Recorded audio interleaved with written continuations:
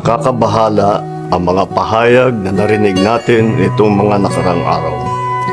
Nandyan ang walang pakundangang pagmumura at ang pagbabanta ng planong ipapatay ang ilan sa atin. Kung ganun na lang kadali ang pagplano sa pagpatay ng isang presidente, paano pa kaya ang mga pangkaraniwan na mamamayan? Yung ganyang kriminal na pagtatangka ay hindi dapat pinapalampas. Yan ay aking papalagan. As a democratic country, we need to uphold the rule of law.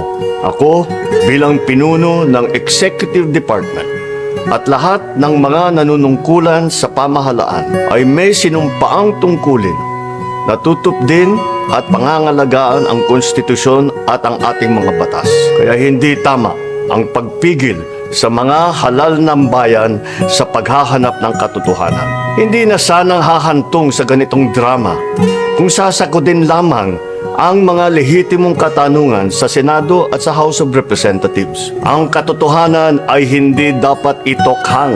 Tapos na sana ang usapang ito kung tutuparin lamang ang sinumpaang panata na bilang lingkod bayan ay magsabi ng totoo at hindi hahadlangan. Imbis na diretsahang sagot, nililihis pa sa kwentong chicheria.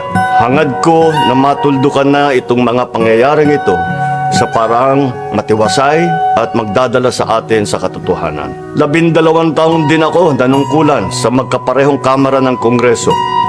Batid ko ang kapangyarihan iginawad sa kanila ng taong bayan at ng ating konstitusyon.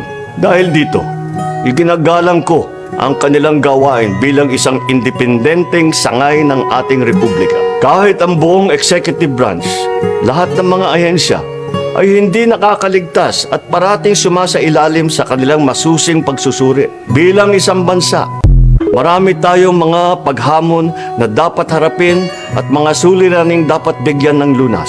Sa kabila ng mga pambabatikos, nakatuon ang aking pansin sa pamamahala. Ngunit, hindi natin ikokompromiso ang rule of law. Kailangan manaig ang batas sa anumang sitwasyon, sino man ang tamaan. Kaya hindi ko hahayaan magtagumpay ang hangarin ng iba na hatakin ang buong bansa sa burak ng politika. Igalang natin ang proseso. Tuparin natin ang batas.